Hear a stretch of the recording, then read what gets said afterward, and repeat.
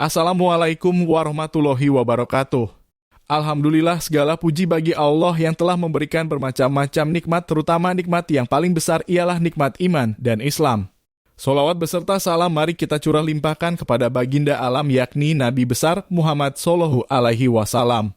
Tak lupa pula kepada keluarganya, kepada para sahabatnya, tabi'in tabiatnya, dan mudah-mudahan kita semua mendapatkan syafaat nanti di yaumil hisab. Amin ya Allah ya Rabbal Alamin. Kisah Yahudi yang mencekik Rasulullah Shallallahu Alaihi Wasallam.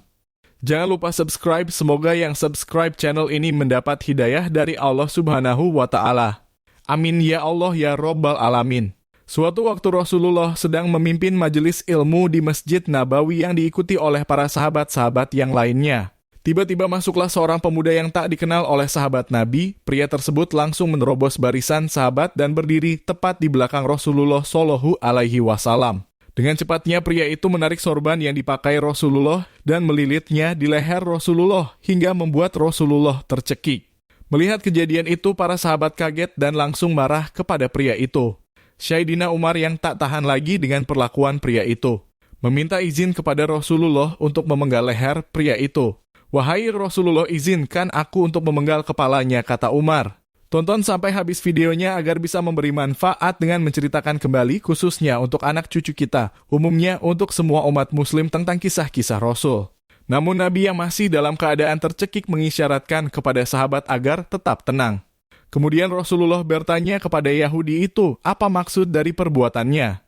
Meski Rasulullah tahu nama Yahudi itu, tapi Rasulullah tidak menyebutkan namanya di depan para sahabatnya. "Wahai Yahudi, apa yang menyebabkanmu melakukan hal ini?" Tanya Rasulullah. "Kau berhutang kepadaku Muhammad, dan aku tahu kau adalah orang-orang Quraisy sering menunda-nunda bayar hutang." Jawab si Yahudi, "Saya memang berhutang padamu, tapi bukanlah ini belum tiba tempo pembayarannya. Saya tidak peduli, bayar hutangmu sekarang," juga sambung si Yahudi.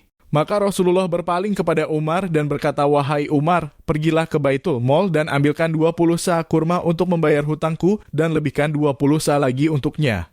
"Wahai Rasulullah, 20 sa untuk membayar hutang engkau, lalu 20 sa lagi untuk apa ya Rasulullah?" Tanya Umar. "Itu sebagai hukuman karena engkau telah menakutinya dengan ingin memenggal lehernya." Umar sangat kesal kepada Yahudi tersebut. Beraninya Yahudi itu memperlakukan Rasulullah seperti ini di depan para sahabatnya, tetapi pria itu mendapat pembelaan dari Rasulullah. Kemudian Umar langsung membawa Yahudi itu ke Baitul Mal untuk mengambil kurma yang diperintahkan oleh Rasulullah. Sesampainya di sana Umar langsung mengambil 20 sa kurma dan menyerahkannya kepada Yahudi. Ketika Umar ingin mengambil 20 sa kurma yang kedua, tiba-tiba Yahudi itu menghentikannya. Yahudi itu berkata, "Wahai Umar, jangan kau ambil lagi 20 sa kurma itu. Aku hanya mengikuti perintahkan nabiku, jangan bicara padaku, aku tak ingin mendengarmu," jawab Umar dengan penuh rasa kesal. Kemudian Yahudi itu memberitahu kepada Umar tentang dirinya dan perbuatannya tadi pada Rasulullah. Yahudi itu bernama Zaid bin Sanah dan dia seorang pendeta dan ahli Taurat. Mendengar pengakuan itu, Umar kaget dan langsung menanyakan apa tujuannya mencekik Rasulullah di depan para sahabat. "Wahai Yahudi, apa tujuanmu mencekik Rasulullah tadi di dalam masjid?" Tanya Umar, "Wahai Umar, apa kau pikir aku ini sudah gila? Masuk ke masjid kalian mencekik Nabi kalian, di depan kalian mengucap kata kasar padanya, menagih hutang sebelum jatuh temponya. Apa kau pikir aku ini sudah gila?" Tanya Yahudi. "Saya sudah memikirkan akibat dari semua ini dan saya tahu jika saya melakukan ini, kalian pasti akan membunuhku karena memperlakukan Nabi kalian seperti itu."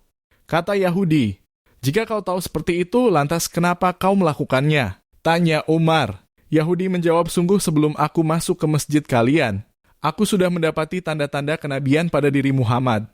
Tanda-tanda kenabian yang pernah aku baca dalam kitab Taurat. Dan hampir seluruh kenabian itu telah aku dapati pada diri Muhammad.